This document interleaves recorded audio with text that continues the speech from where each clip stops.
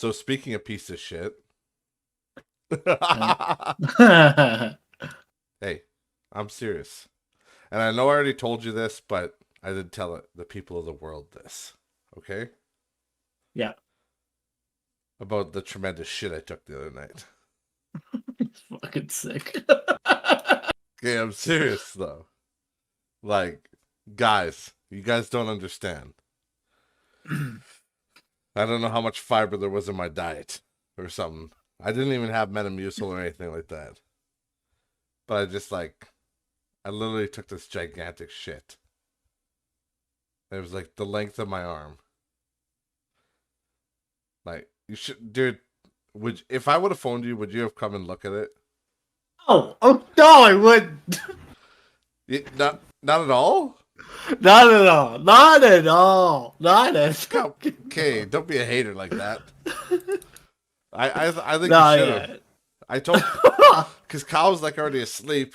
Well, he's half asleep. He's in his bed, and then I'm like, Kyle, I didn't flush it. You have to come take a look at this shit.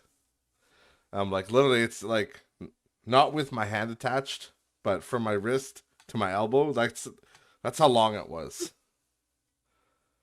And like, I actually thought I was gonna have to get like a butter knife out to cut it in half to flush it. You're sick, Chubbs. You're fucking sick. No, you're telling me you wouldn't do that though? No. Okay, dude, seriously, wouldn't it be awesome? Just like you just cut it down the middle, like. No, it would not. It would not be awesome. I think there's actually people that would subscribe to that on YouTube if you just did a video of like, call it like cutting my shit loaf or something. That is so fucked. You just take you take your massive Metamucil shit, and then you put it on like a cutting board. You start just dicing it up, and then you just make little shit sandwiches for YouTube. Welcome to the post Wrestle Mania podcast. Well, don't worry, we'll get there. We'll get there. But first, we got to talk about the shit.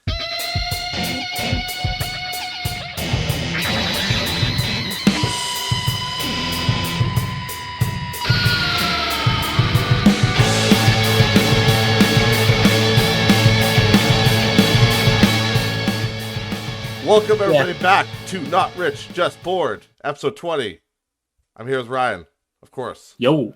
This is the post Wrestle Mania podcast because last week I was like, oh, well, Wrestle Mania is already irrelevant. They're fucking working on 39 already.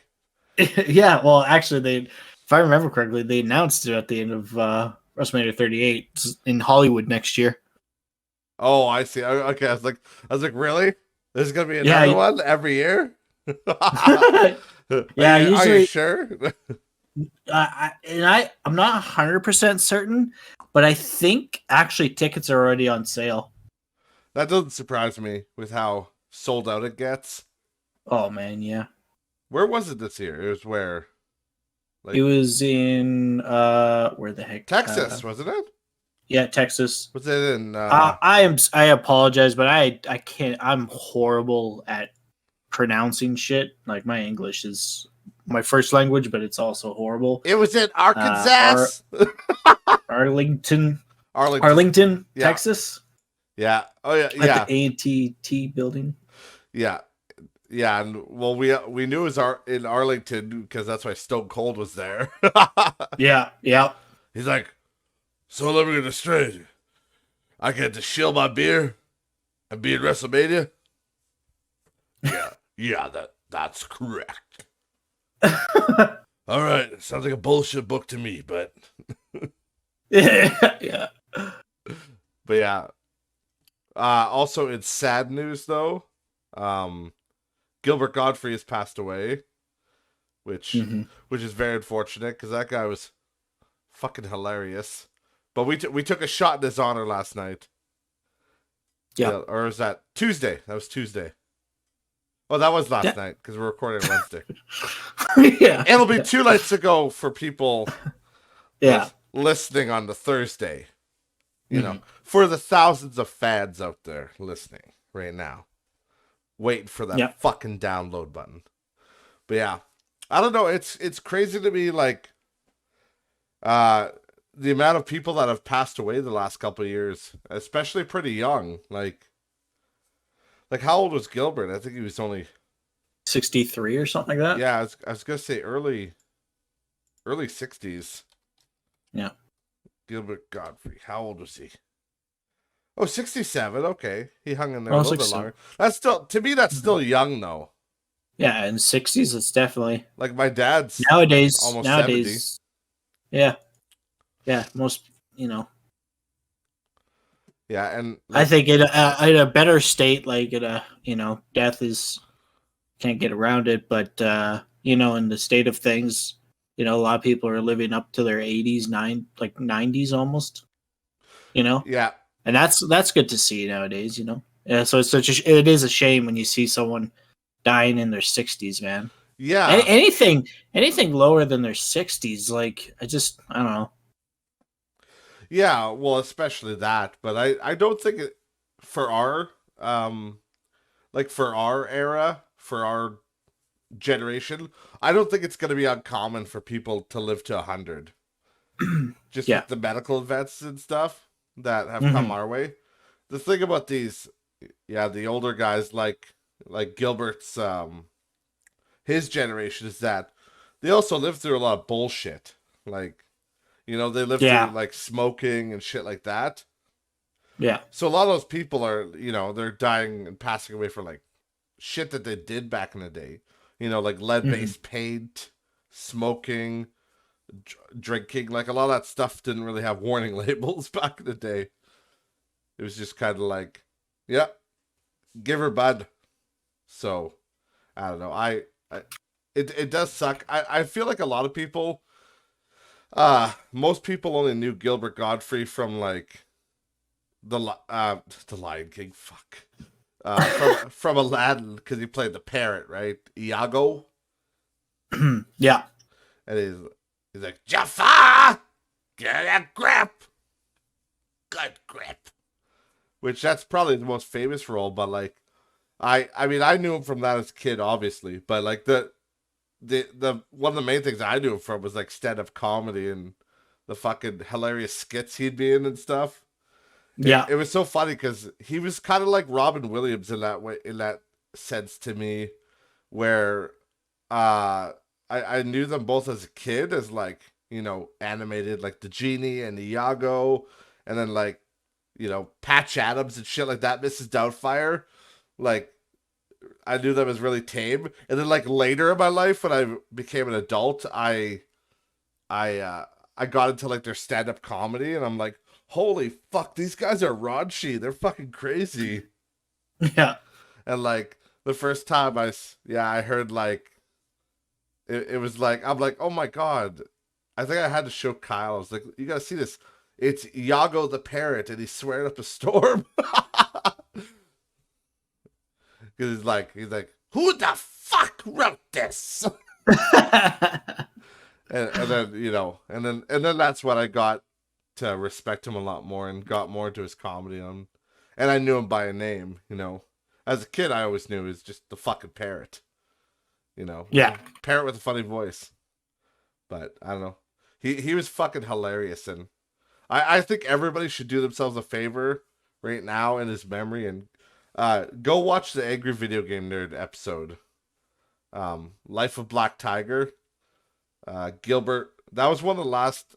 I think it was one of the last acting type things he did before he passed away. Because I think that was last year. If not, it was 2020. But it's fairly recent. Wow.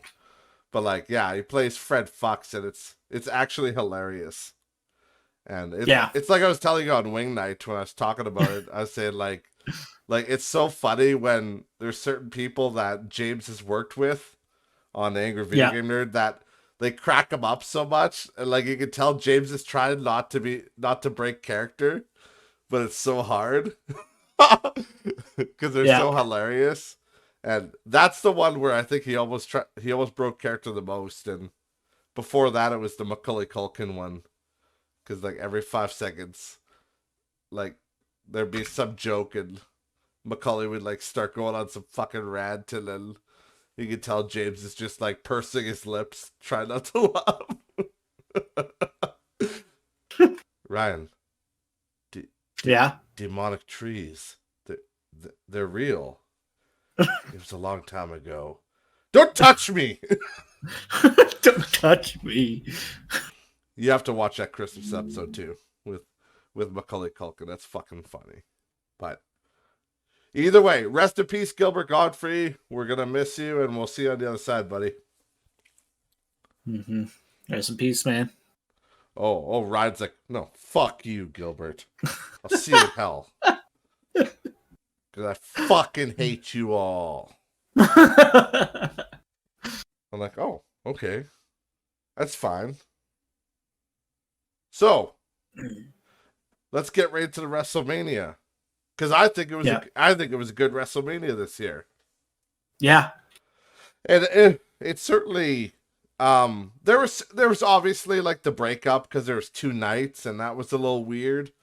But like there was only one real disappointment to me, and that was the final match. I thought the final match. Yeah, Brock versus Reign. Yeah, I thought that was fucking garbage. Like that's funny. I'm kind of making notes, kind of like in my experience with this WrestleMania, and actually, funny enough that you bring that up. That's my, I guess, starting it off, the most disappointing match of the night. I would honestly say was Brock and Reigns, because of, it's not for the match itself, it's the amount of hype that they put to that match and how empty that, like, it's, that match should have went way longer. I don't even think it was 15 minutes. I don't think so. I think it was like 10 minutes, maybe 10 to 15. Like, and I don't know what it is with WWE, but they have been shitting the bed when it comes to some of their main events. And I'm talking like championship matches for the last few years have been just horrible. Just like, I'm trying to remember Drew McIntyre's fight with Brock, but that didn't seem like it went well. But like, yeah, was that the main one like last year? It's just, yeah, there's no creativeness to it. It's just like finisher after finisher after finisher after finisher, and it's just like there's not like, oh man, yeah, it was super disappointing. Yeah, I don't know. It, like, honestly, watching all that build up to it, the whole Brock thing was awesome. It makes me wonder who's in charge of scenarios like that in matches and how things are supposed to go. And because at the end of the day, like, people say, oh, it's fake. Well, it's not fake. It's scripted. It's what's the word I'm looking for? Choreographic. Yeah, that's the word. Yeah, it's choreographed. That's what it is. Yeah, to a degree. I know that there's also a lot of live stuff that's just straight normal, but whoever planned out that match, in my opinion, should have been fired. It's like if Roman Reigns, if Roman, or his real name, I forget his real name, Brock, if they were in charge of making that match, they need to get their fucking heads out of their asses, because I don't care how much seats Roman Reigns is selling. That's pathetic. When your mid-tier, low-tier superstars are having like beyond higher tier matches than you are at the biggest stage of them all. Yeah. That was like, again, they're going to be like, oh, it's going to be the most memorable match. It'll be the most memorable, disappointing match of the stupendous WrestleMania of all times. That's what that match is going to come down to. I like the starting. I love the starting of that match with a kind of the introduction and stuff. That was awesome, but the match itself sucked. Yeah, your dad gave that theory that maybe somebody got injured. Like, well, Roman did get injured, but I don't know. It makes me wonder if that really changed much. Yeah, like, I don't know, to me, it's a main event. Like, if it's, I don't know. You can't just cut it down like that. Yeah. You gotta get. There has to be a crazy reason. Like I said, Yeah. if he was hit by a car, that's different. But like, Yeah. it's the biggest stage of the year for wrestling. If someone like in a big main event like that, you should have backup plans in motion because you know that there's a chance of wrestlers getting injured. Yeah, You should have a backup plan for in a big event like that. yeah, You have each night had over 70, like one night had 77,000. I think another night had 78,000 or maybe it was 76. Either way, that's over 150 something thousand people that are fucking watching your thing for 2 nights, in theory. And technically even more, but because of TV and stuff. But it's just like there needs to be like it needs truly be I'm like fucking stumbling with my words on how frustrated that is. Just I don't know. yeah. No, I know it's a really stressful situation, but you guys need to plan that a lot better. well, just like you have to pad out the mat, even if you have to pad it out a little bit more. Just pad it out, like, Yeah. and all honestly, I was, there was one moment with like, what's the little buggy guy's name again? Fucking, What's that? what's the little buggy guy's name?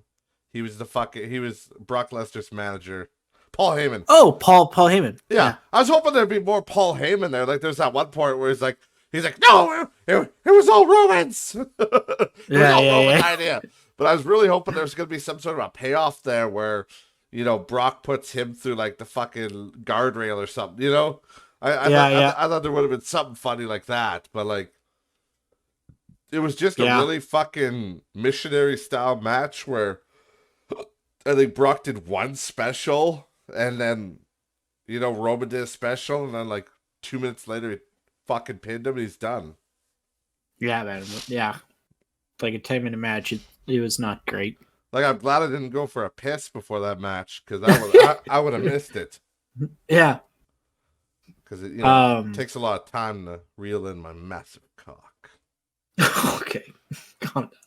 All right. So I left a little present. Most disappointing match of the night out of both nights was because I think we'll just combine it together instead of night 1 and night 2. Most disappointing match was Brock Lesnar versus Roman Reigns. With Roman Reigns defeating Brock Lesnar, becoming the ununified Universal Champion. Yeah, and I even thought that was bullshit. The fact that he won. Like I thought it was supposed to be like the comeback story, or from Brock, but I guess not. It's at the end of the day, I think Roman just sells more tickets than Brock. I think, and then Brock too. The other thing too is Brock, I think, was only contracted up to. He might be only contracted up to WrestleMania, but there's also been rumors that he might do 2 more pay-per-views. So I don't know. It's hard to say. The thing is, they're making Roman Reigns this very undefeated individual, and it just makes me wonder. New Undertaker? What's that? Was he the new Undertaker?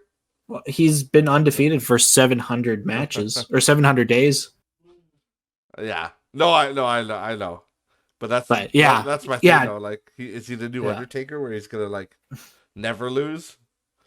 Because didn't the Undertaker never lose at WrestleMania till at WrestleMania till Brock Lesnar and then Roman Reigns afterwards? Yes.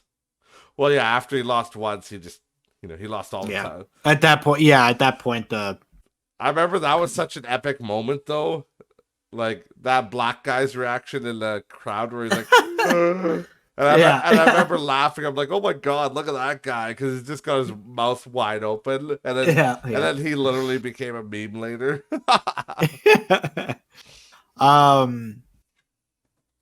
Okay, so most disappointing match: Brock versus Reigns. Is there a lamest match you could think of? I know it's kind of a weird category, but I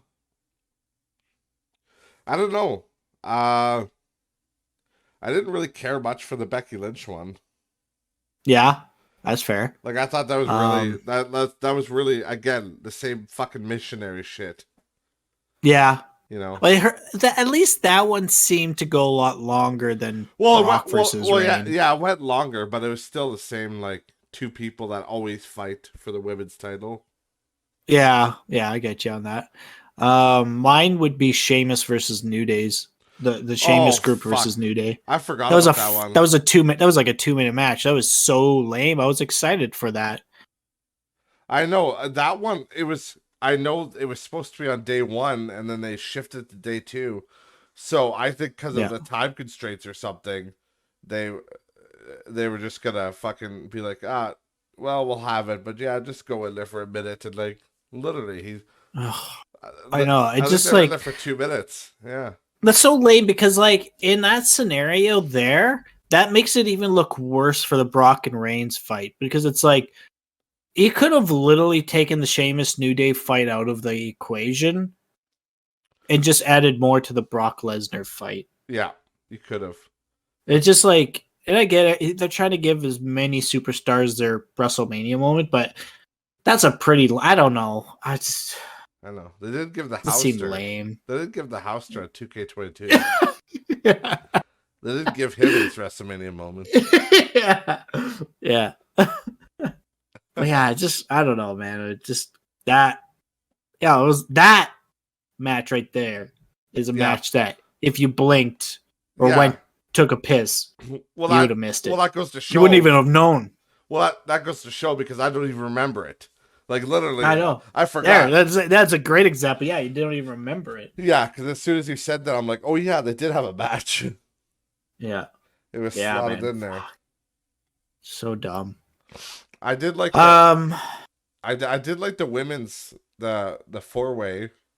That was good. That was pretty entertaining. They did, you know, they had some good setups, and there's actually some new. I mean, they're new to me anyway. I don't know how new they are to the WWE, but like, there's some new wrestlers in there that seem like they've got the athleticism and they've got the tag team. It's not very often that you see tag teams that, like match up so well these days. I feel like everybody's just kind of put together. Yeah. But like, you know, like back in the day, the Hardy Boys were the fucking Hardy Boys. You know, they're literal brothers. It's until they went insane and went Brother Nero. Oh yeah, I know. Brother Nero. Over at AEW now. but like you know, back in the day, if it was like, you know, I don't know, it could be something like, you know, Stone Cold and Goldberg. You know, it's like just kind of mishmash. But sometimes tag team partners just match really well, and I felt like all those tag team partners in that match were all like really well matched with each other, and they kind of dressed the same, and you could really tell what the teams were. Yeah, which is cool. No, I think most of the most other than the Sheamus and New Day one, I think most of the tag team kind of matches were really good. Yeah, I liked. Who was the announcer that was marrying that chick? Oh, Corey Graves. Yeah, Corey Graves he was gonna get married to what's her name? She was in the white mask or whatever. Carmella. Yeah, Carmella. Carmella. Yeah, he's like, she's the queen. She's the queen. And I like he watched her get pinned, and he's like, ah! Yeah. You just tell he's just devastated. Yeah. Favorite match of the night? My favorite. Or I guess of WrestleMania. Sorry, I shouldn't say night. It's hilarious, but my favorite matches, to be honest, are both the guest star matches. The fucking Johnny Knoxville match and the Logan Paul match. Yeah. Those were literally my favorite matches, those two. And they're not even, you know, quote unquote wrestlers. Yeah. Those fucking those matches were awesome. Oh man, yeah. So like for me, the no holds bar match, the Steve Austin versus Kevin Owens. I would say that's my favorite match. That was just because there's nostalgia to it. But like highlighted matches, 100% that goes to the Miz Logan Paul Mysterio fight and Sami Zayn versus Johnny Knoxville. That was incredible. And then some runners up that I really liked was the Pat McPhee fights with Austin Theory and Vince McMahon. Those were awesome. I really like those matches too. Yeah, that match was awesome because Stone Cold fucking made an appearance at the end there. Yeah. And then even the worst stunner ever. Yeah, even old man Vince got in the fucking ring. And then that scared me. I'm like, there's no fucking way. There's no fucking way that Stone Cold Steve Austin is gonna stunner like 89-year-old fucking McMahon. How old is that fucker? How old is he? I'm gonna Google Vince right is now. like 74. 76. Vince McMahon's 76 years old, and he had a fucking Wrestle Mania match. Holy fuck. And he played it well, too. Yeah, like, he actually did, like, really well. Like, it was... Yeah. Dude, it was kind of insane. Like, how... Yeah. And I was saying how he did the arm swing, like, when he came in. I'm like, holy fuck, he still does that, like... It's just that whole fucking thing, that dickbag thing, right? But he plays it so well that you just can't hate the guy too much. Yeah. He plays like that rich asshole thing where he like swings his arms. It's like, oh, it's so funny. It's the same as like when Shane McMahon would come out and, you know, remember he'd jump around and he'd go, dada dada, dada dada. You're like, I hate this dickbag, but fuck is he entertaining. Yeah. But like, yeah, man, I was like, there's no way he's gonna fucking stunner this guy. And you know, he does, but it was like a half-ass stunner. It was like a kind of half stunner, and then Vince kind of just fell over. Yeah, it was really funny, but still really cool that he at least was willing to participate. Oh yeah, definitely. And any other matches that kind of stuck out to you at all? I was gonna say the Randy Orton one was kind of fun. I like that one. That was actually. Oh man, I was just thinking of who was it? I think it was the Street Profits that did that wild, crazy move off the top rope. Yeah. It was like 20. It looked like 20 feet off the fucking air. Like that was a ridiculous move. That was awesome. Yeah, like that's a high flying move right there. Yeah, like wasn't it? I'm trying to remember because didn't somebody catch somebody in a move on the way down? Didn't Randy Orton catch the guy mid-air and RKO him? I think it was Riddle. Maybe it was Randy. I'm trying to remember how that went, but yeah. The Street Profits. Forget the guy's name. It would have been Angelo Montez Ford. I think it is Montez Ford, the skinnier guy who's up on the top rope, ready to do his move, and then I think it was Riddle that snuck up on him. Yeah. And then you could see him and jump, and then did the top rope RKO on him. Yeah. No, Randy Orton did it too. Was it Randy? Oh, okay. Yeah, well, Riddle did the one out of nowhere, which was awesome, but then Randy was the one that did. I'm just watching here. To get out of the ring to Yes. Okay, yeah. So he did it when people will probably hear it there, but he jumped off the top rope, and then Randy caught him when he was on his way down and RKO'd him. that was pretty fucking funny. I like that. Yeah. That's good. But that was a fun match. Yeah. Yeah. The other match that I was excited for, and I actually really enjoyed it too, was Edge. No. Cody Rhodes versus Seth Rollins. Oh yeah, that was good. Oh man, that was great to see Cody back. And like, and I know you probably won't know this, maybe. Yes, but so Cody Rhodes Cody Rhodes used to be in the WWE. He did a skit where he was more heel based, especially when their dad was still alive, and like is it Dustin Rhodes, who is Gold Dust. So there's Gold Dust, right? And then when Cody came into the picture, he did Starlight, I think his name was. Sweet. Kind of went off the same kind of idea with the younger version, right? And it just never worked out for him. I think he was just getting kind of shafted, I guess you could say. So it was really good in a business opportunity for Cody to go leave WWE to make AEW or help push AEW where it is now today. And then seeing him come back in a better, again, as this was also his version also in AEW, which is the American Nightmare, because as I think Al and Dad would have said, is their dad was the American Dream, if I remember correctly, Dusty Rhodes. Right. So, but yeah, so it's the entrance too was pretty awesome. I really like the entrance to Cody thing, and then yeah, the anticipation with Seth building up that match too was awesome. Yeah, that was really cool, and yeah, the build up was really that was good as two. That was good as well as this is good as two. Yeah, it was that was really good. Yeah, the whole Vince McMahon thing. And there's the one thing that I really liked from that match was Cody's move. I forget what he called it. It was like a weird top rope thing, hey?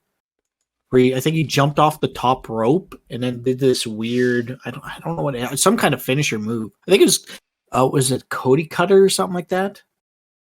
I think they called it. But yeah, that was pretty sweet. Really? Yeah, I can't remember what the hell it's called now. I don't see a thing online. It says it's in a must-see compilation though, but I'm not playing that right now. The because yeah, so was it his dad that was Gold Dust, or No, that's his older brother. that's his older brother? Yeah, and then Dusty Rhodes is his father. and that's the guy that was in like WCW, wasn't he? Or I forget if he went to WCW.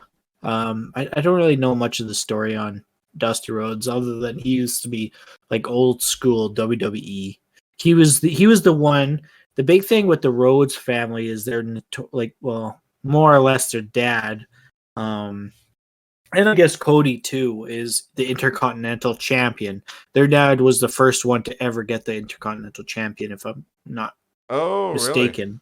And I think he's the one that revealed the Intercontinental Champion.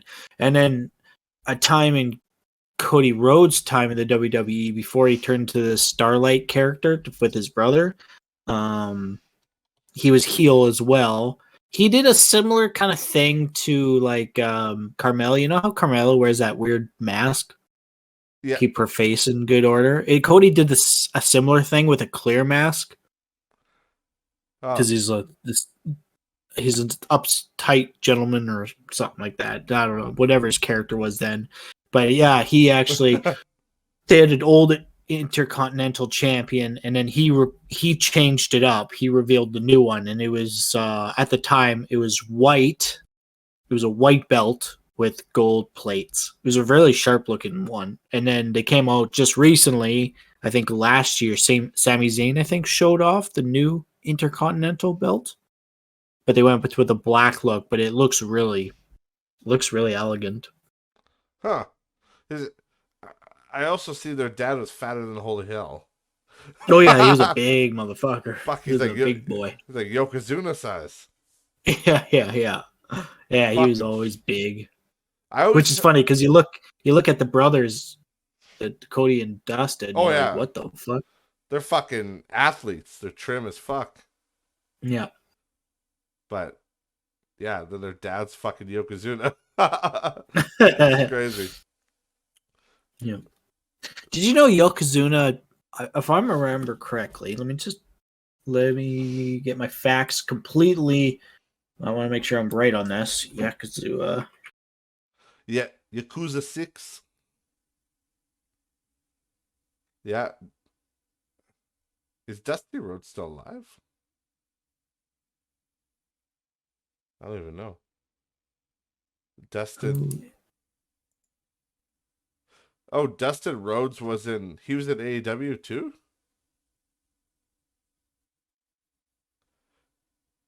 And what's all this stuff about Cody owning AEW? Is that true? No, he didn't own it. He was just Or is he was like a he was like an shareholder? some kind of chief executor Oh style. yeah, that makes sense. Um, Fucking classic shit. what? You're looking at Yokozuna? Yeah. Oh yeah, I that think so. the American professional wrestler, not the. Apparently, there's a restaurant near us. How do you spell that? I'm going blank here. Yokozuna. Okay. Okay, yeah. So Because he's an Samoan, isn't interesting he? thing. Yeah, but they try to make him seem like a Japanese wrestler, if I'm corrected. That's what I was trying to get at. Oh, okay, yeah, The yeah. Well, like that's what I always saw him as, was a sumo wrestler. Yeah, man, that's how they could. It's so weird, man. Because Yeah. they play him off as this wrestling. Yeah, because he did. I guess he did some Samoa or sumo wrestling in Japan, but yeah, he was a Samoan guy. But they made him seem like he was Japanese, even though Yeah, it was very he was weird. born and raised in the U.S. Let me He's guess. he's He's the born and Rock's raised. uncle. Actually, you know what? I'm actually kind of curious. I 100% guarantee he's related to him. Was a member of the Ohio wrestling family, which is Roman Reigns, Rikishi, Samoa. Yeah, cousins. Every Samoan is cousins. The Usos were his first cousins. Rikishi was his sperm donor. Seriously though, nowadays people would it would probably be considered cultural appropriation to do something like that, right?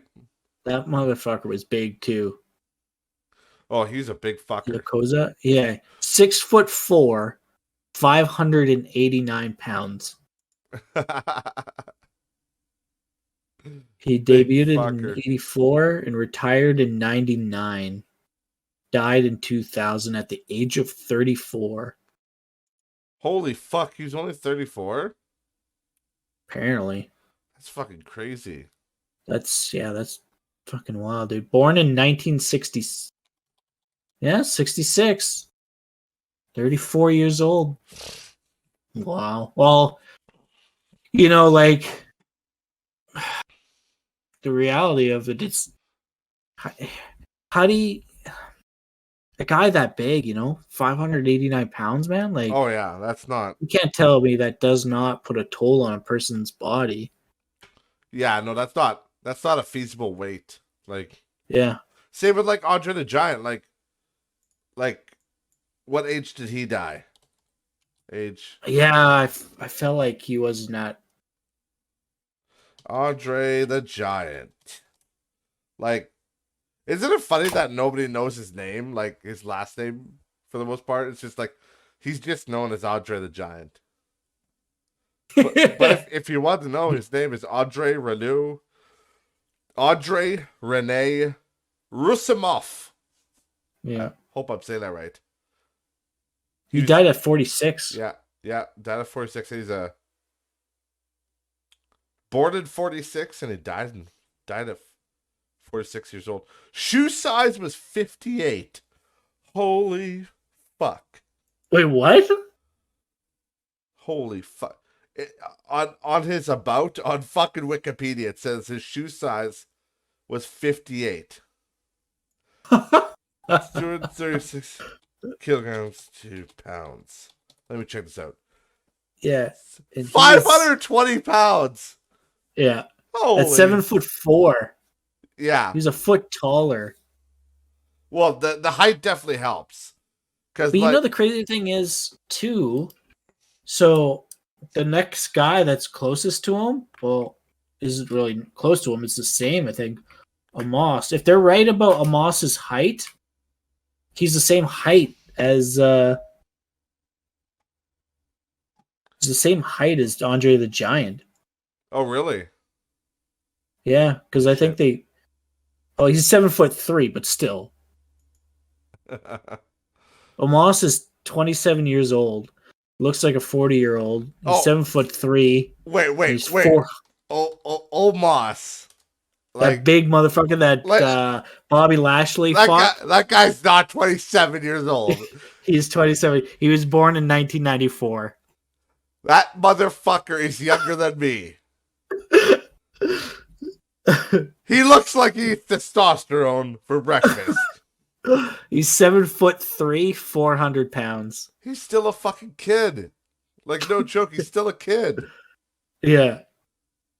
What the fuck? He's a 27-year-old kid that sounds like fucking dude. Baron Samedi from fucking James Bond. Yeah, literally, he laughed like that. No he joke. Does.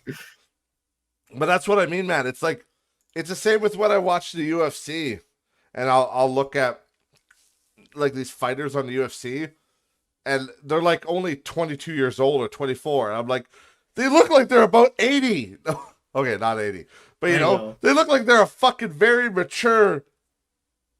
Like, they look like they should be sipping bourbon at a fucking Texas bar and with a 6-shooter on their side. Like, these guys are huge.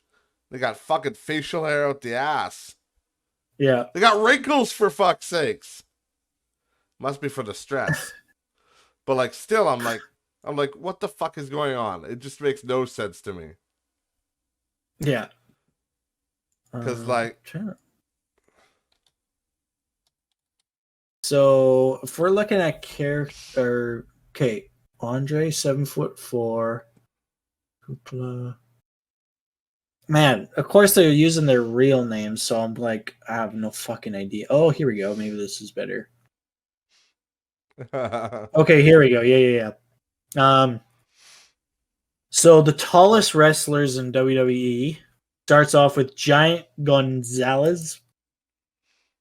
Right.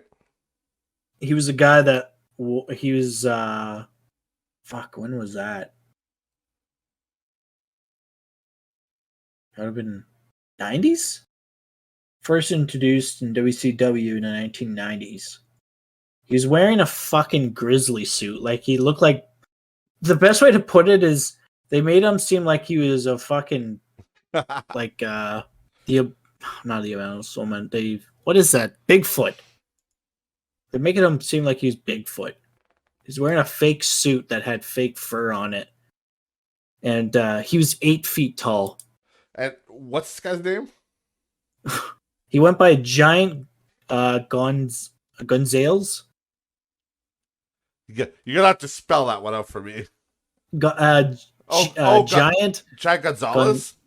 Yeah, thank you. Yeah, okay. See there's my pronunciation just fucking up. But okay, yeah, he was a basketball player apparently originally.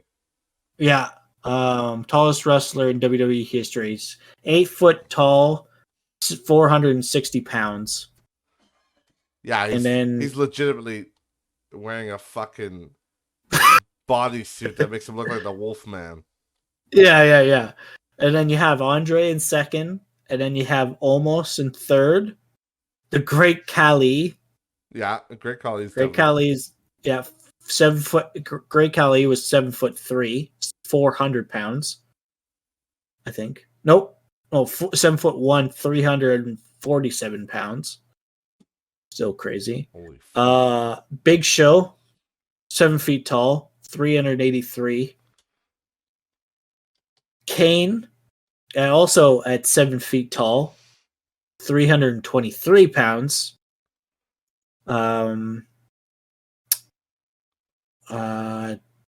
Big Cass, he's still wrestling. He's also 7 foot tall, 276 pounds. And then you got the Undertaker at 6'10" at 309. Oh fuck! Those are some giant motherfuckers. Yeah, right. Apparently, that chick she's still wrestling. Raquel Gonzalez. Was she She wasn't in this WrestleMania, hey? But she's apparently Don't. She's related to that guy. Oh, really? She's a stepdaughter of Giant Gonzalez. Interesting. But yeah, like she looks super familiar. I've definitely seen her before. Let's see. It looks like she was on NXT or something for a little while too. Uh, Yeah, her name's Raquel. oh, Yeah. It looks like she fought Rhea Ripley earlier. um, It was in NXT. oh, you know what? I think. Just trying to. Yeah, I'll send you the image. Yeah. Yeah, because I know Rhea Ripley was in. Yeah, She's she just went over to AEW or something. she's SmackDown. She was in NXT. Oh, okay, yeah. This is actually an older image actually. But yeah, she just switched over to the SmackDown brand. Oh, okay. Yeah. So she might be Yeah, in no, WrestleMania next year. Honestly, yeah. Because she was one of the champions in NXT. She's a very promising female wrestler. Right. That makes sense, yeah. She was in because yeah, she's apparently the stepdaughter of that guy, that Giant Gonzalez. That's kind of Oh, cool. really? It's kind of funny how the lineages go, right? Like almost all there's always like wrestlers that are related or just like in the Logan Paul fight, Rey Mysterio, his son's wrestling. Yeah, yeah. So it's kind of cool. So yeah, I think that's something we need to talk about. It was about how awesome that match was and how good Logan did for a guy that's not a wrestler. He's definitely athletic. I mean, there's no doubt about that. But he's never wrestled before, and he's wrestling at the biggest event in the world for wrestling, and he fucking nailed it. Like, oh man, yeah, that was a really good highlight match, honestly. What blew me away was the fucking part where I think it was Ray, might have been his son, but is running at Logan, and Logan jumps over him. Oh yeah, not does once. The split move. Yeah, not once, but twice, and he pulls it off fucking flawlessly. Yeah, like I don't think I need to tell anybody how fucking difficult that is. Oh yeah. So it's funny because a lot of those moves that he was doing were tributes to Eddie Guerrero. Yeah, that's what you were saying because he's the frog splash to that jump move. Eddie Guerrero, I think, did that as well. Yeah, that was fucking cool. So I don't know. Yeah, it's ironic, and in that episode of the podcast, Kyle slammed the keyboard, but in that episode of the podcast, I actually made the thumbnail with Johnny Knoxville and Logan Paul, and that was our pre-podcast, and it's funny because those ended up being like my two favorite matches, and I like how the Miz kind of betrayed him at the end. Yeah, because he steal the spotlight, so he just fucking finishes him. And he does like the classic thing where like looks at him, like he's looking at him as he's walking away, and he's like waving at him like a little dick. I know, man. I know. It's definitely one of those things. That won't be the last time seeing Logan Paul in the WWE. I think he just shows so much potential that I just can't see WWE wanting to just end it there, you know? And the funny thing is, like we said in the pregame, is that people fucking hate him so much that they'll watch. It's ironic because there's so many people that don't even like the guy. Mm-hmm. Like the whole point of him is that they want to see him get his ass kicked. Yeah. It's the same reason why they watch him box, right? But I think a lot of people, myself included, we're being turned away from that, and we're realizing potential. We're realizing like yeah, this guy, you know, they're little fucking influencers, so they're little dickheads, right? They do all their little dickhead stuff that influencers do. Hmm. But at the end of the day, Jesus Christ, the guy he could put on a show, Yep. and he could do a good job, and that's why I like I like him and Jake. I like their boxing matches, and I also like I liked Logan on WWE when he was in WrestleMania, Yeah. unironically, like it was fucking awesome. He did really Yeah. well. At the end of the day, you just take out anything you hate or all the social media side of it. You just look straight at Yeah, the match, and yeah, it's that's what I mean. And the thing is, what a lot of people don't what a lot of people don't understand too is that in some fucked up way, um, the Paul brothers in general are kind of like playing that heel character yeah, when it comes not only to WWE but like just their whole YouTube personality, right? There's just bad guys on YouTube, you know what I mean? But they play the hmm character up because it pays off. They get big money and big views for it. yeah, Like that's the whole point of like heel type characters. That's the whole point of that storyline in WWE, you know? Why are there bad guys, you know? Because that's what gets the clicks, that's what gets the views. People like to watch a bad guy get defeated or attempt to get defeated, you know? yeah. It's the whole hero story retold. So, that's the thing. They're going to keep doing it if it gets some views. Yes, sir. You know, even if it's negative, even if it's like I want to watch this dipshit, you know, wipe out I want to watch this dipshit throw a fucking Lamborghini in a pool. You know, it's like that fucking. It's like the whole Mr. Beast thing. It's like, I tried to get too many marbles for a guy to eat. How many people could spend $20,000 in a grocery store in 5 minutes? Yeah, and it's what Oh, kind of bringing up these celebrity matches. It's just I don't know what it like. Going back, I guess, to the whole Brock Lesnar's Reigns fight, or even just like some of these other ones. Like, here's another one that I was not impressed with is the fucking Charlotte Flair versus Ronda Rousey. oh yeah. It's- It I'll be honest. I'm kind of tired of Charlotte Flair. It's not even that she's she's always doing the heel approach and stuff. Yep. She's into me. I could have cared less for Corbin for the longest time. I don't mind Happy Corbin to a certain degree, but yeah, out of oh man, that guy was, fucking just yeah, Charlotte Flair. She's just boring me, man. This is the same routine. that sounds sexist, but whatever. Yeah, yeah, But yeah. I that's guess, that's well but like, well honestly it is when somebody but it plays comes, a character and they don't change up their character at all for the whole yeah. time.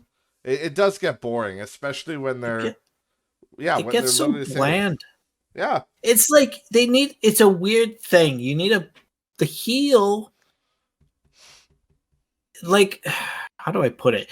Kevin Owens is a good example, or Chris Jericho, or who would be it? Roman Reigns. You're so good and even I would even say Miz as well, actually. Miz has actually built up his heel characters. You Yes. play your heel so good that it makes the fans conflicted on if they want to boo, like they, you know, by a heel they need to boo you, but Yeah. there's that confliction of like they want to cheer you too because they love your heel approach so much. Charlotte Flair is not that. Charlotte Flair is just at this point. I don't even want to boo her.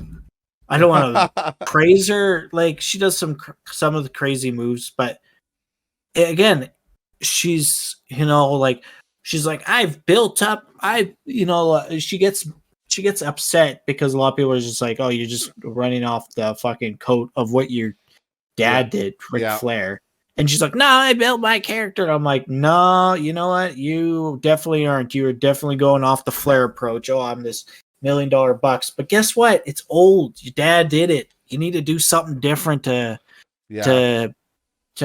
make yourself stand out. Because to me, you look like you're just doing the same thing your dad did, but worse. And you're just getting handed championship belts when you have these mid-tier female wrestlers that should get way more opportunities than her at this point.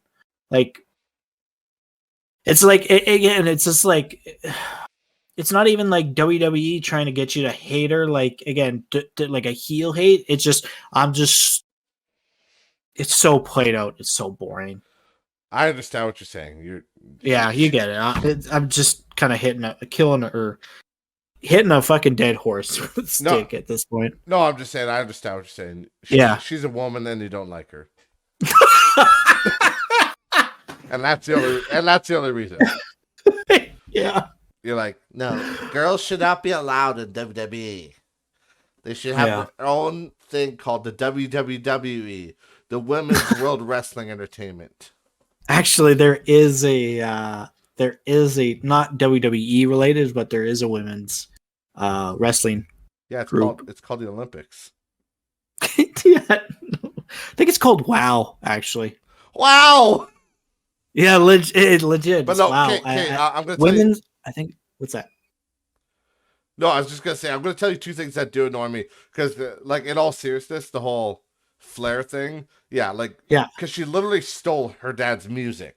It's literally like the fuck. Yeah, I know. Which is not. It's not. That's not his. It's that actual composer. Yeah. But yeah, it's the same song, but it just has a beat to it now. Yes. It's like she went to a rave concert and she's like, here's my dad's theme song. Can you add a beat to it? Oh yeah, I could do that. That's exactly it. But that's what it's called. Sprock Zaruthran, or no, Sprock Zarathustra. It was the music that they used in 2001: A Space Odyssey, but it's a really old. It's a fucking. I don't know when it's a classical track anyway, but I don't remember when it was composed exactly. But it's really fucking old, right? And so that's what he used. But then she used literally rid on his coattails and used the same fucking music with like a little beat to it. And I can understand being inspired by your parents, but you gotta do your own thing. Mm-hmm. It's like if Rey Mysterio's kid, if he starts wearing a mask, I'll be like, get the fuck out of here. Yeah. I'm like, you're not fucking your dad. Yeah. And if you are, that's incest. Fuck. With a dash of something else. Fucking goons. Well, you know what's so random, actually? Because today I grabbed a coffee when I was out for work. I grabbed a coffee at a McDonald's where I was working, and this guy I got one McDouble and a coffee, and this guy, I don't know if he's autistic or what the fuck. He was kind of like, he's probably like 45 years old. I don't know, but I could just tell he had something, right? So he's like really eccentric about the order and stuff, and then I can't remember what he said, but he's like, yeah, is that it? I'm like, yeah. And then he's like, I can't remember what he said. It was like something about my phone, because it's a flip phone. He's like, yeah, I like your phone. He's like, that's like the NWO of phones. And I'm like, oh, and he's like, you know what NWO is? I'm like the wrestling group? And he's like, yeah, this guy knows what's up. And he's like, do you know who the greatest of all was? And I'm like, I I don't know who. He's like Hollywood Hulk Hogan, of course. Oh I'm god. like, holy fuck! I'm like this guy. But like, it's so funny because like I said, I'm pretty sure he was autistic or something. I'm not sure, but he had that way of speaking where he's just hyped up, and I'm like, dude, you work at McDonald's, calm down. Like, aren't you supposed to hate your life? Hey, shit. But The guy actually, likes his life, though. yeah, no, that's what I mean. All the power to him. No, seriously though, it's actually refreshing because normally it's like when you order anything at fast food, you can pretty much hear the gun fucking. You can pretty much hear the hammer being pulled back as they're speaking. Welcome to Tim Hortons. Can I take your order, please? That was actually pretty good. Yeah, I'll get a bacon farmer's wrap and a extra large dark roast double. Will that be with a slug or a shell, sir? Oh, sorry. I'm just gonna kill myself after this order. Holy Legitimately, a friend of mine that I know, they complained because some fucking asshole was being a dickhead at a drive-through because they wouldn't scan their Tim Hortons points, and they're like, no, pay. She's like, I got the app, so she's trying to scan the app, but they're like, no, you pay, and it's like you gotta scan the app first, and they're just being assholes, and then they ended up reporting that chick to corporate, and you know what corporate did? What's that? They gave them 70 points on their Tim's card on their app. Oh fuck! The letter from corporate was hilarious. It was like, enjoy a tasty snack on us. We're sorry for your inconvenient. We're sorry for the inconvenience of the tussle you had with one of our employees. Please enjoy one of our many delicacies with these free points on us. It's like, And then at the P.S. We fired the employee. yeah. Then we went to local Canadian Tire. Hey, has anybody come in here buying any firearms lately? Oh fuck! Can I talk to you for a minute, please, sir? But yeah, I don't know, man. Fucking crazy shit. But yeah, I don't know. Was there anything else that you wanted to say about Wrestle Mania, or? what else is there? Oh, I felt bad about the Usos versus Shinsuke Nakamura and Rick Boogs there. Why? Why'd you feel bad? Well, Rick there, he ended up tearing his hamstring, I think it was. Oh fuck! Did he?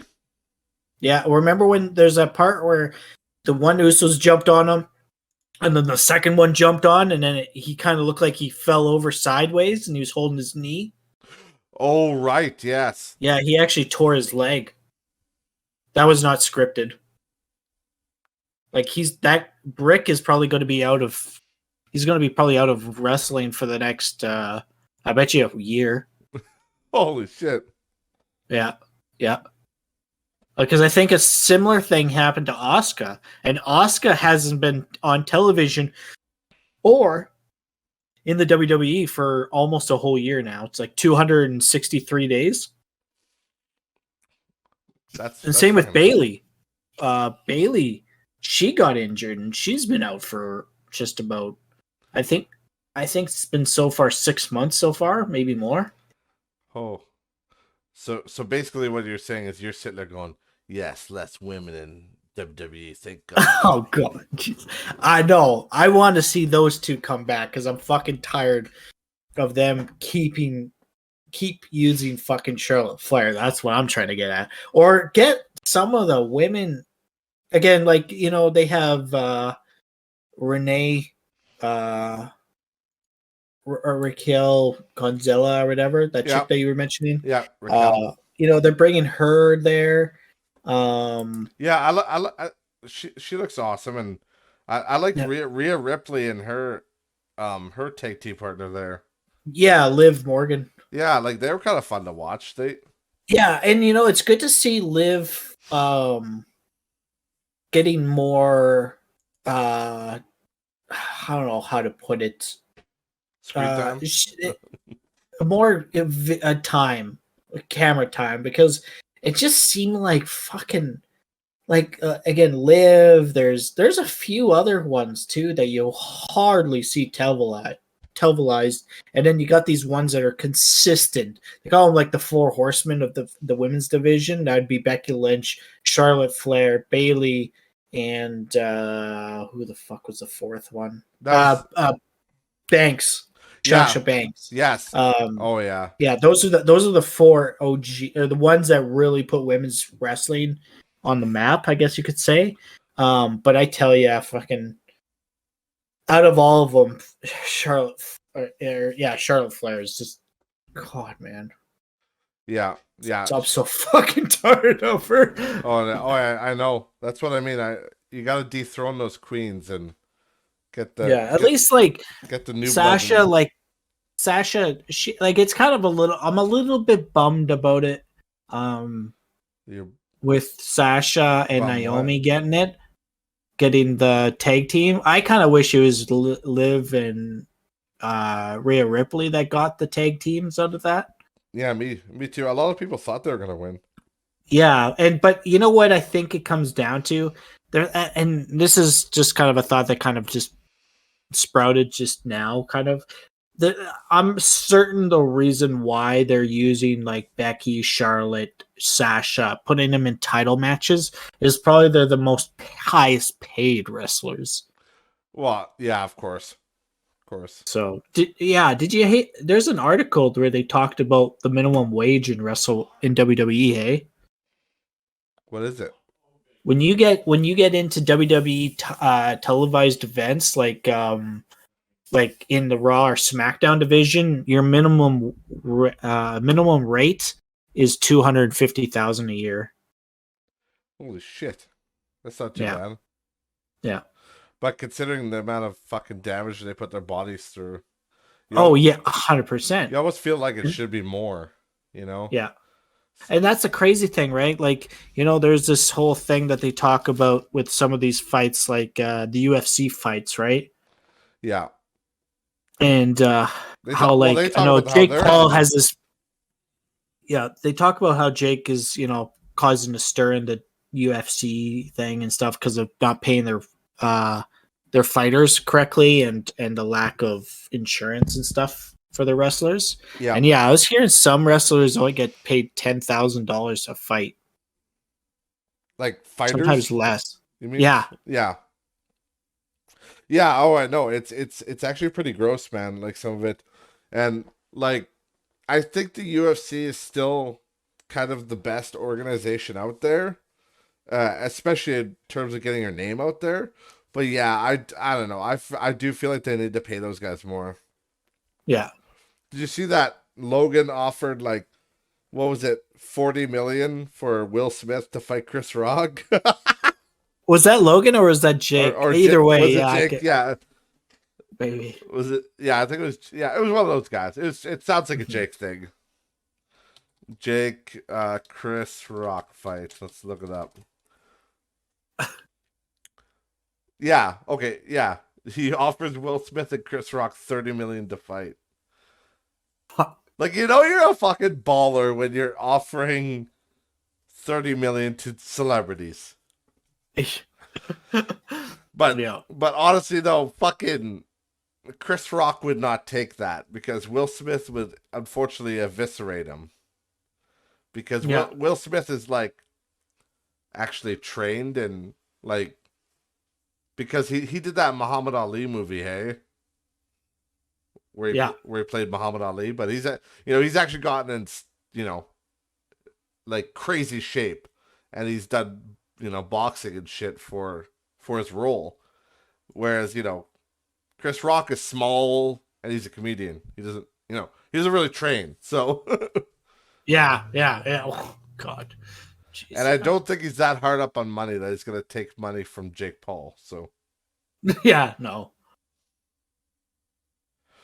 So yeah, I don't know. It's pretty fucking funny that he did that though. Mm-hmm. And that's why like Jake is shaking up the fighting scene by offering these matches. and then he's kind of bringing more action to other streaming shit like Tiller and stuff like that. I think it's called Tiller, where Tyson fought. Oh, Jesus Christ! Calm down over there. I think something just went to the wall. Recording a podcast, you fuck!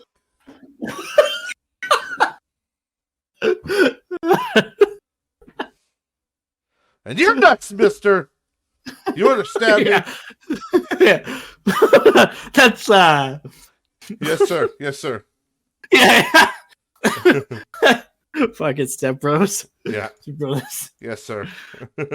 Yes. Hey, you're next, mister. Yes, sir. Yes, sir. Yeah. And you're next, Slapping mister. Do you understand me? First off, Ryan, you fix the fucking drywall. Fucking drywall. Now. Yeah. Hey, no power tools. Oh, that's just my toys. That doesn't sound like any toys I know of. That is not your toothbrush. Yeah. It's okay. We're already done. Yeah. Yeah, I fucking love that shit, man. Yeah. We just think that it would just be more faithful if we turn our beds into bunk beds. So you're adults. You can make your decision for yourself. So I guess I'm not making myself clear. You can do whatever the fuck you want. I don't give a fuck. So Yeah. And then the mom's like, yes. Yeah. Funnest night ever. Yeah. Do you like guacamole? Fuck, such a good scene. Oh my god. Oh, Brian. But yeah, I guess before we roll it out here, we should talk about the Jackass match. Okay, yeah. Because that match was fucking awesome. and that was very unexpected. Like I mean, not the match, but what happened in the match. Yeah. I mean, it was slightly expected. You know, we all kind of thought this can't just be a Knoxville versus him. You know, yeah. There's got to be some crazy shit going on. And like, what was the most shocking part of that match for you?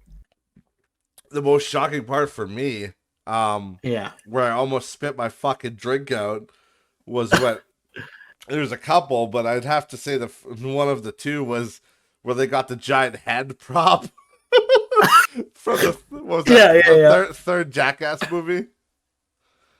Yeah, the high five machine where like Zayn is that's the name, right? Zayn. Yes, yeah, Sami Zayn. Sami Zayn, yeah, where Sami Zayn's running away from Knoxville, and also that giant hand comes out of nowhere and just fucking collapses him like a chair. Oh my god, that fucking!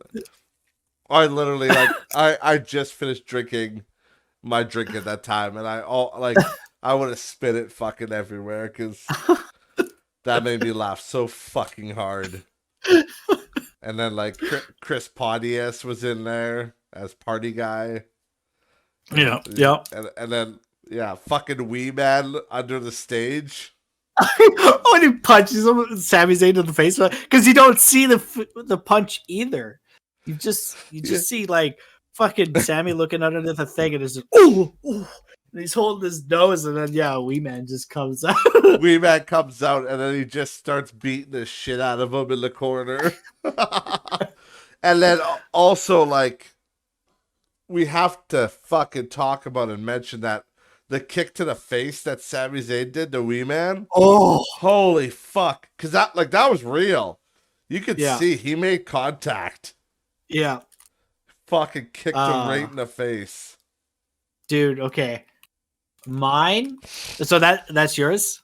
Oh yeah. The kick in the face? Okay. In the slap. The mine slap was the bowling ball. Oh yeah, that was a good one.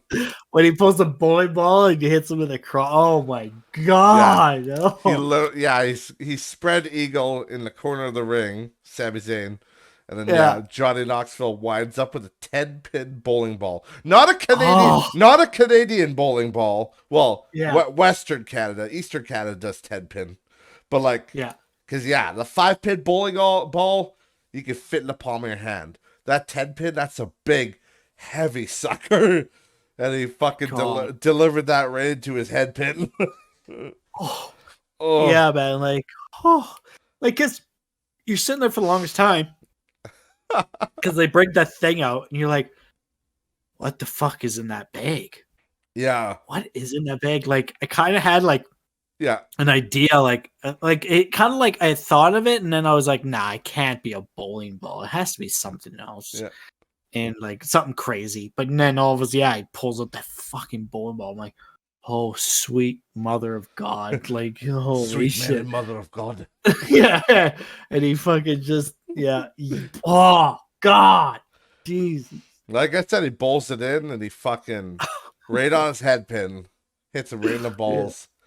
Yeah. And then all that came to my mind was the fucking Colonel Sanders from The Longest Yard. That hurt my marble sack. That one had my marble sack. Yeah, literally my ghost neurons were firing. I was like, oh God, I felt that. Oh, yeah. That was crazy. And then I half expected like Preston to show up or something like that, but they must have been busy. I was surprised that Steve-O didn't show up. Yeah. But he was probably Same here. He's probably out going, I gotta go sell tickets. She got kicked out. It's a funny story. I got kicked out from Wrestle Mania because I actually shit in Vince McMahon's toilet. Hey, you want me to cancel a Wrestle Mania match?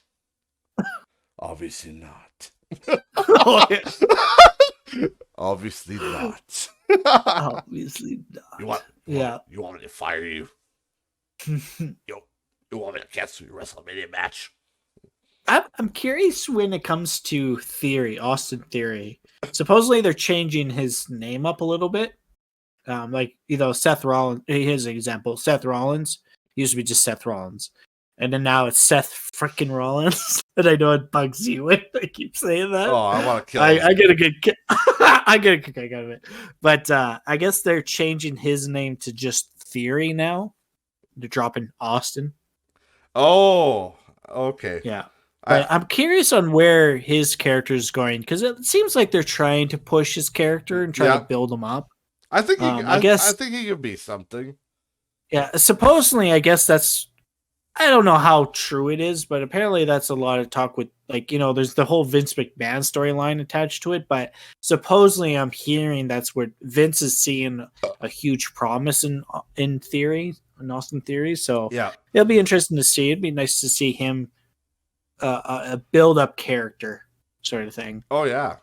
I thought when you said he was changing up his name, it was going to be like from Austin Theory to Austin in Practice or something.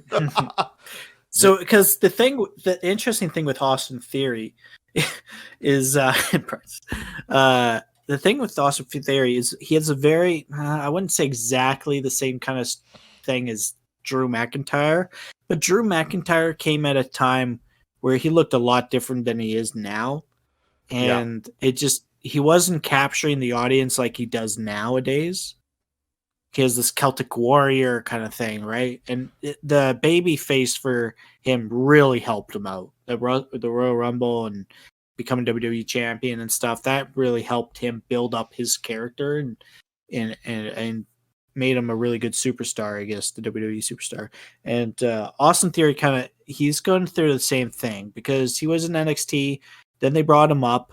They did some tag team stuff, and it just didn't seem like he was getting any capture at all. And then they put him back down into NXT. And then just recently, as you saw, he's been in WWE Raw or SmackDown, one of the two, for the last 3 months, maybe more. But they've given him this solo campaign, I guess you could say. And I think it's working out for him. So, of course he's a heel, but I kind of hope for the best for that guy. I think he could good potential. Like I hope it works out. So basically, what you're So saying is you think he's hot and you like him a lot.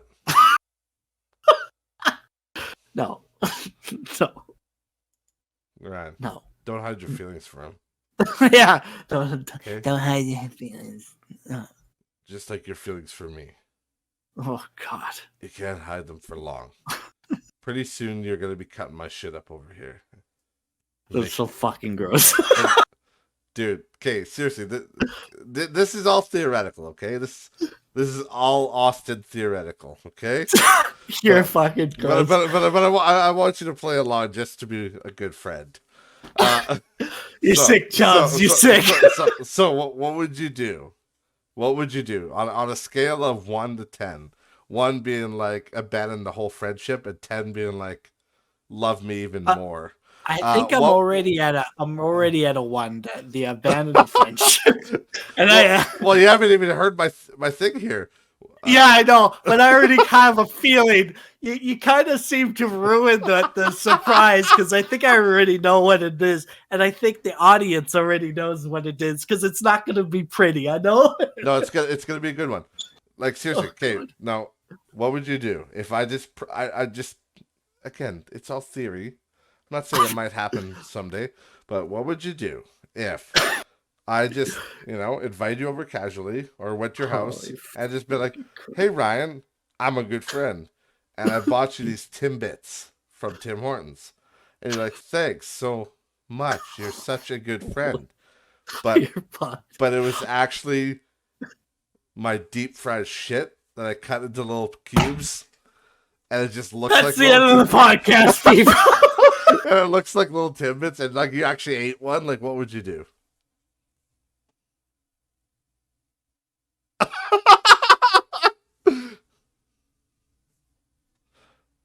I think we lost him, guys. I don't know. I think there's a slim chance I would kill you. Be the day. Yeah. I think I'd probably be going to prison that day.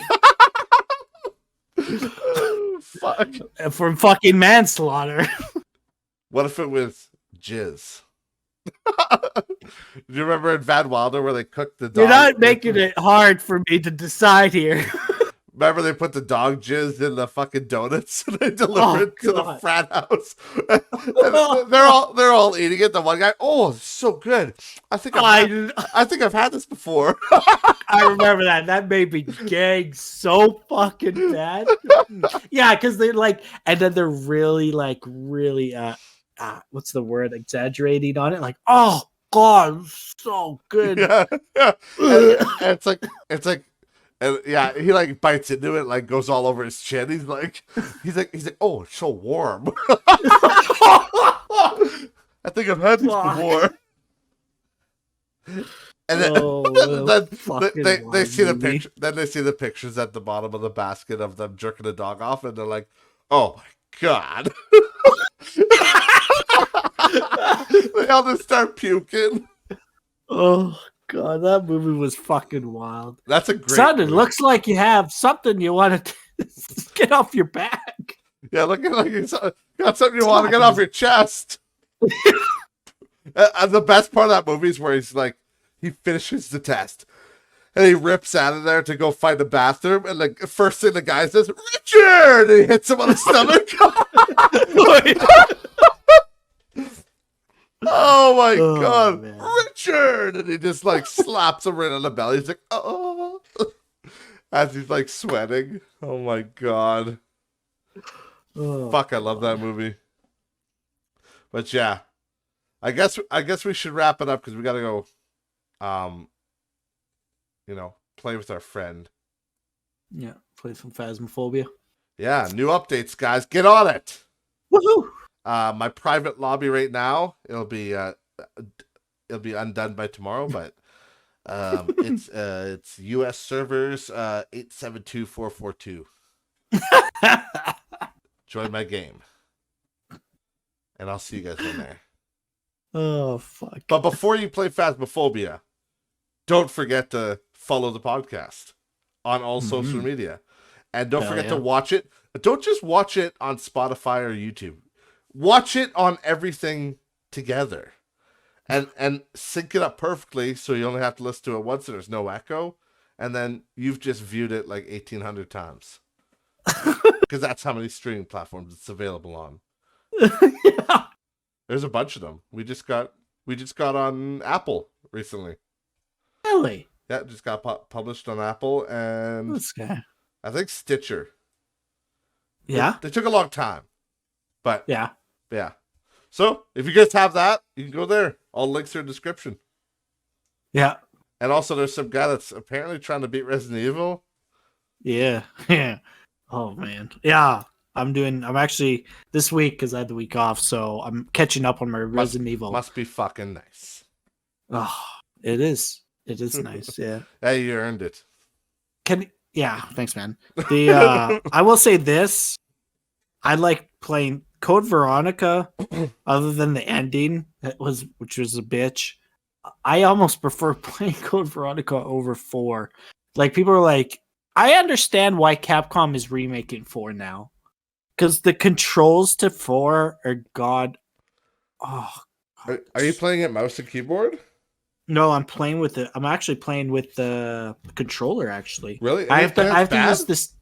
I have to use the Steam. You know, the Steam has that big screen mode, they call it. Yeah, the Yeah, big picture.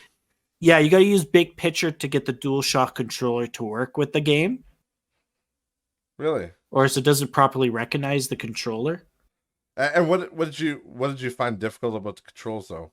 Oh, the aiming. I think it's the aiming. It's like it's like the old games were tank controls. It was up and down, middle kind of thing. Yeah. But like this is now like stationary aiming. But then like fucking Leon has this like, what's the condition that Carpal tunnel.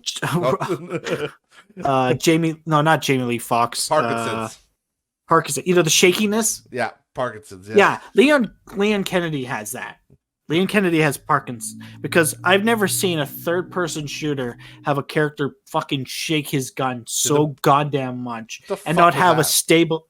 Oh my god, man! Well, did you hear What's that? The woo kind of noise? Yeah, it sounded like a fucking. Yeah, there was a vehicle just drove by. I assume, but big old diesel. I thought it was either a big diesel or possibly you're keeping a humpback whale prisoner. No, that was a fucking stupid diesel truck. It just like through the mic, it sounded like. I know, dude. It's not no joke. It shook my house when he drove by. Christ! Shut that truck up! I have a fucking can of Coca-Cola here, and it's just I could literally I watched it shake. Would this Coca-Cola have coffee in it by chance? You're fucking right, buddy. You're freaking right. I'm telling your mom you have a Coke problem. I am. Look, yeah. I'm going he's addicted to these Coca-Colas with coffee in them. Oh, man. And she'd be you like, bet you, bud. And you know what she'll say? She'll be like, no, Cody, I'm serious. I know he is. I can tell you're crying right now. Oh, God, yeah. But yeah. Either way, this guy's going to finish Resident Evil 4. Shitty controls and all. Yeah. And then on to 5. Kyle told me I gotta wait 2 months and then he'll join me for 5. So I gotta make. Yeah. He's like, make Resident Evil 4 last 2 months. I'm like, holy shit, man. You're like, I can't even make an orgasm last very long. How am I gonna do that? Oh God, what am I gonna do? You're like, I have to think of like Cody's shit nuggets, just to get a little soft so I don't come too fast.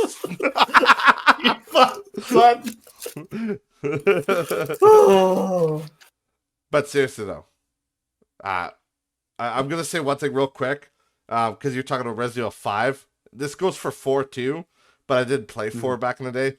But you want to talk about handicaps in gaming? When I played Resident Evil 5 originally, I still had my CRT TV.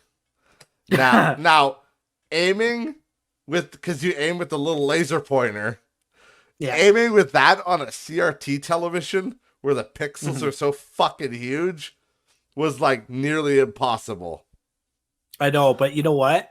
So 4 is like that, but 5 you had a little bit more movement, I think. Yeah, you did. Yeah. And your character didn't shake like he had Parkinson's. Leon stands in one spot, has Parkinson's, and the laser fucking pointers just everywhere but on the fucking character, and it just, holy man. And then he's just, the movement also is very sluggish too. Yeah, I don't remember it being bad for me when I played it on the PS4 originally, but there might be a PC fucking controller issue there or something. There might be maybe, yeah. Or maybe they added realistic sway or something. Is there a hold your breath button? I can't find it. I swear, man, I was like losing my mind. I'm like, please, God, there's got to be one somewhere. You can't just tell me Leon's a professional guy who can do acrobatic backflips and stuff, but he can't hold his goddamn breath. Like, it's just, yeah, fucking like. Oh, that's why I heard that. I thought Metallica was playing at your place, but it must have been just you streaming Resident Evil 4. Because I drove by and all I heard was, "Can you help me?"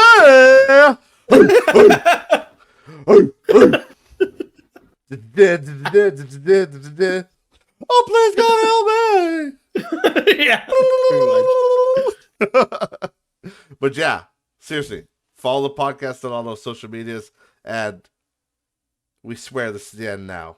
And follow the Houster at twitch.tv/the_Houster. Right? Hell yeah. See? This guy's a professional. And there's another guy at twitch.tv/CodeManliness. Sometimes he streams. Usually he's streaming old games. There might be a surprise stream coming up in the future. Of a special game. But yeah, we will see you guys in the next episode. All right, guys. Peace. Peace.